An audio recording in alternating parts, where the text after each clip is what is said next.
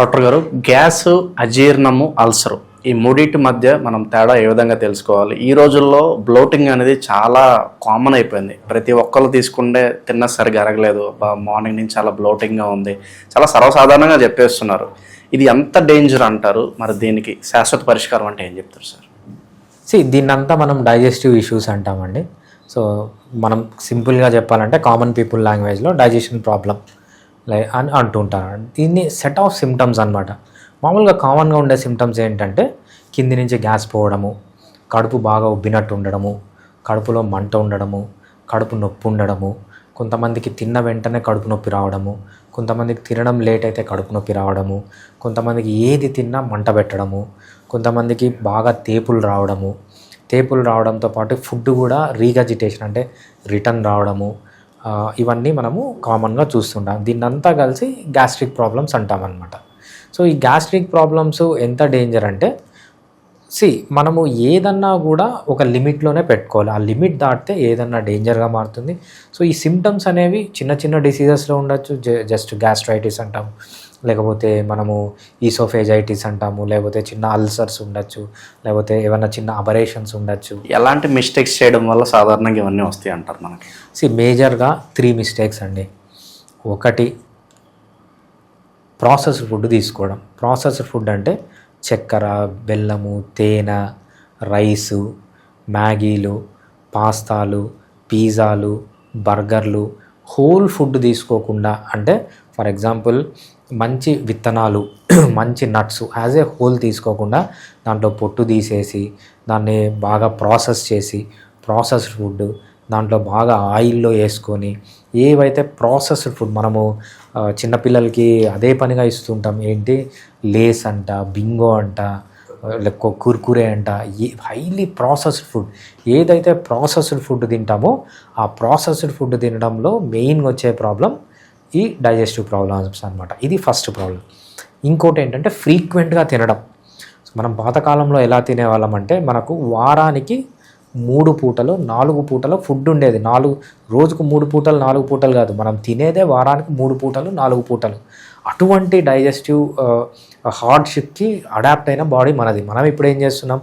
పొద్దున తింటున్నాం, మధ్యాహ్నం తింటున్నాం, సాయంత్రం, రాత్రి, మిడ్ నైట్ బిర్యానీలు, ఎర్లీ మార్నింగ్ బిర్యానీలు.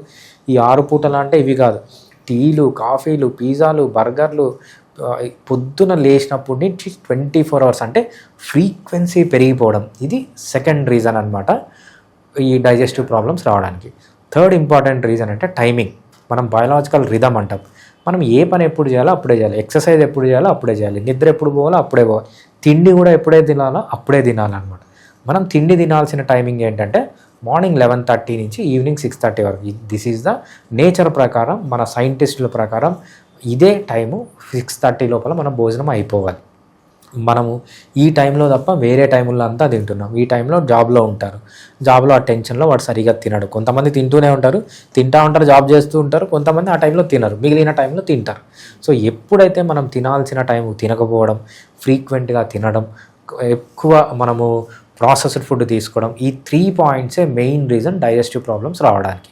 దీంతో పాటు ఇంకా మైనర్ ప్రాబ్లమ్స్ ఏమున్నాయంటే సరిగా నిద్రపోకపోవడం, సరిగా ఎక్సర్సైజ్ చేయకపోవడం, లైఫ్లో స్ట్రెస్ ఉండడం, ఆల్కహాల్, స్మోకింగ్ చేయడం, ఇవన్నీ రెస్ట్ ఆఫ్ ది థింగ్స్ అనమాట. ఈ మూడిటితో పాటు ఇవి కూడా యాడ్ ఆన్ అయి ఉంటాయి అనమాట. కొంతమందికి ఎండోస్కోపీ చేయడం ద్వారా డిటెక్ట్ చేస్తూ ఉంటారు. ఎలాంటి సిచ్యువేషన్లో మనం ఎండోస్కోపీ వరకు వెళ్ళాలంటారు సార్? రైట్. సో ఏదన్నా డైజెస్టివ్ ప్రాబ్లం వస్తే నేనేం చేస్తానంటే, నా దగ్గరికి వచ్చిన పేషెంట్స్కి వాళ్ళు అడుగుతారు, సార్ మాకు ఎండోస్కోపీ రాయండి, మేము పోయి చేయించుకుంటాం. నేను ఎప్పుడు రాయను. సో ఫస్ట్ మనం ఏంటంటే మెడిసిన్తో తగ్గుతుందా లేదా అని ఇచ్చి చూడాలి. 1 మంత్ వాడు, 2 మంత్స్ వాడు, నీకు తగ్గకపోతే అప్పుడు ఎండోస్కోపీ చేయించుకో. సో 1 మంత్ వాడినా తగ్గట్లేదు, 2 మంత్స్ వాడినా తగ్గట్లేదు అంటే అప్పుడు ఎండోస్కోపీకి వెళ్తే మనకి ఏం తెలుస్తుందంటే లోపల ఏమన్నా అల్సర్స్ ఉన్నాయా, గ్యాస్ట్రిక్ అల్సర్స్ ఏమన్నా ఉన్నాయా, డియోడినల్ అల్సర్స్ ఏమన్నా ఉన్నాయా, అల్సర్స్ ఉంటే ఆ అల్సర్స్లో ఎంతవరకు దాంట్లోంచి బ్లడ్ ఏమన్నా వస్తుందా, ఇంకా వేరే ప్రాబ్లమ్స్ ఏమన్నా ఉన్నాయని అప్పుడు వెళ్ళాలి తప్పితే. సో మందులు వాడినా కూడా తగ్గకపోతే that is the indication for ఏదైనా స్కోప్ చేయించుకోవడానికి, అంతే తప్పితే ఎండోస్కోపీ చేయించుకోవడానికి, అంతే తప్పితే ప్రతి ఒక్కరూ ఎండోస్కోపీ చేయించుకోవాల్సిన అవసరం లేదనమాట. సరే, ఫైబర్ అనేది డైజెషన్కి చాలా హెల్ప్ చేస్తుంది అంటారు కదా. ఎటువంటి ఫైబర్ని మన డైట్లో ఇంక్లూడ్ చేసుకుంటే ఎంతో కొంత మన డైజెషన్కి హెల్ప్ అవుతుంది అంటారు? ఫైబర్ అనేది మేజర్ పార్ట్ అండి. సో ఫైబర్లో చేసే తప్పులు కొన్ని చెప్తాను. చాలామంది ఏం చేస్తారంటే ఫ్రూట్స్లో ఫైబర్ ఉంటుంది అని బాగా తీసుకుంటారు. ఫ్రూట్స్లో ఫైబర్తో పాటు ఏముంటుంది, షుగర్ ఉంటుంది. Sugar is not good. రైస్లో ఈ పిండి పదార్థంలో బాగా ఫైబర్ ఉంటుంది అని రాగులు, జొన్నలు, సద్దలు తింటుంది. దాంట్లో ఫైబర్ ఉంటుంది.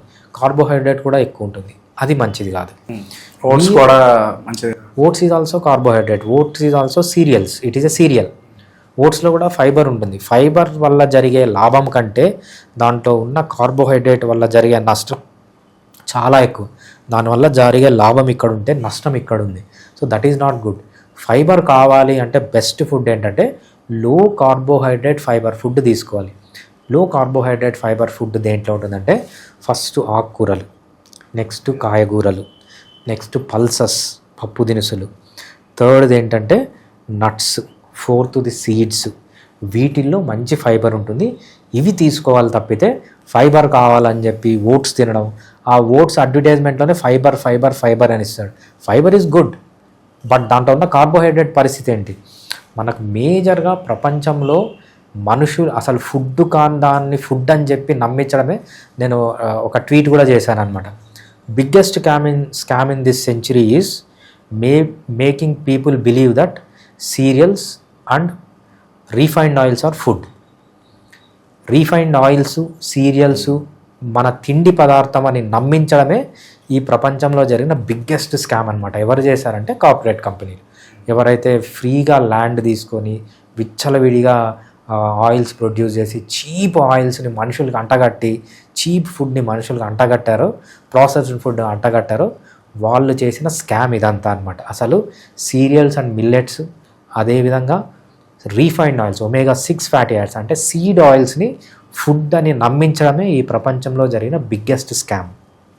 ఓవరాల్గా ఈ డైజెస్టివ్ ఇష్యూస్ గురించి, సో దీన్ని ఏ విధంగా అరికట్టాలనే దాని గురించి మంచి విశ్లేషణ అందించారు. Thank you so much sir. Thanks అండి.